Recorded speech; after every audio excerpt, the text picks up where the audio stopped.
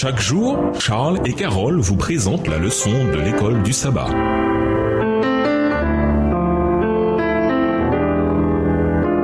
Bienvenue dans votre émission. Dieu nous parle. Nous voilà à la leçon 5, enfreindre l'esprit de la loi. Étude de la semaine, Néhémie 5 et versets 1 à 5, Exode 21 et versets 2 à 7, Michée 6 verset 8, Néhémie 5 les versets 7 à 12, Deutéronome 23 les versets 21 à 23, Néhémie 5 les versets 14 à 19. Versets à mémoriser, je vous en prie, rendez-leur aujourd'hui même leurs champs, leurs vignes, leurs oliviers et leurs maisons, ainsi que le centième de l'argent, du blé, du vin et de l'huile que vous avez exigé d'eux comme intérêt.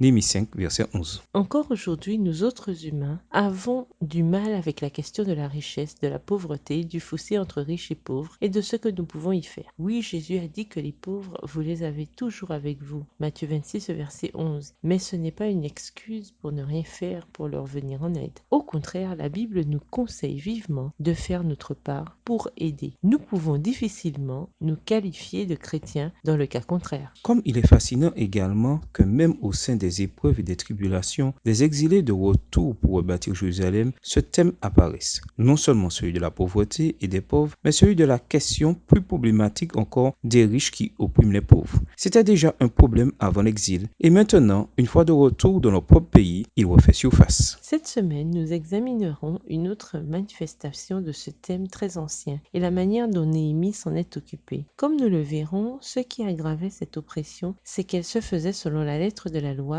pour ainsi dire. Quel exemple puissant de la prudence dont nous devons faire preuve afin de ne pas laisser les règles devenir une fin en soi plutôt que moyen pour atteindre une fin, c'est-à-dire de refléter le caractère de Jésus. Au revoir. Et à demain si Dieu veut. Dieu nous parle. Chaque jour, Charles et Carole vous présentent la leçon de l'école du sabbat.